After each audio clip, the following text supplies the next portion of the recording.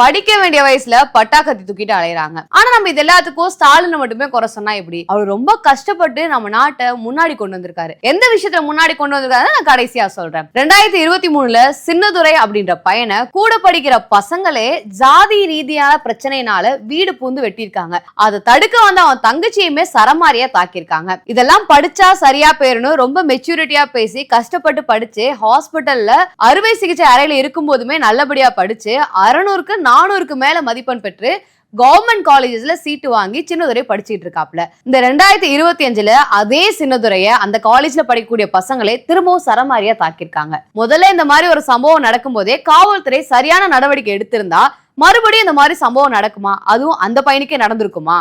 இதெல்லாம் கண்காணிக்க வேண்டிய சீமா என்ன பண்ணிட்டு இருக்காரு? இது ஒரு சைடு இருக்கட்டும். நாங்குநேரியில சின்னதுரைக்கு நடந்த அதே விஷயம் மாதிரி இன்னைக்கு ஈரோட்ல 12வது படிக்கக்கூடிய பையனை கூட இருக்க பசங்களே சேர்ந்து கொலையே பண்ணிருக்காங்க.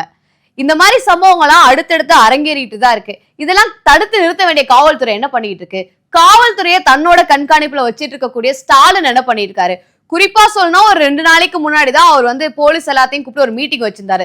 சட்டம் ஒழுங்கு சரியா இருக்கணும், அதுக்கு என்ன நடவடிக்கை வேணா எடுங்க அப்படின்லாம் சொன்னாரு. அவர் என்னைக்கு அந்த மீட்டிங் வச்சாரோ அதுக்கு அடுத்தடுத்த நாட்கள்ல தான் இந்த மாதிரி ஒரு சில பிரச்சனைகள் எழுந்துகிட்டே இருக்கு. சின்னதுரைக்கு நடந்த சம்பவத்துல ஈடுபட்டவங்களை அன்னைக்கு சரியான முறையில கண்டிச்சு தடுத்து நிறுத்திருந்தா இன்னைக்கு ஈரோட்ல இந்த மாணவன் வந்து இறந்திருக்க மாட்டான். ஆனா இதுக்கெல்லாம் ஸ்டாலினுக்கு டைம் கிடையாது. நம்ம நாட்டை ஊழல்ல கொண்டது முதலிடத்துல நிப்பாட்டிருக்காரு. பென்சில் பிடிக்க வேண்டிய பசங்க எல்லாம் கையில சிரஞ்சியோட சுத்திக்கிட்டு இருக்காங்க.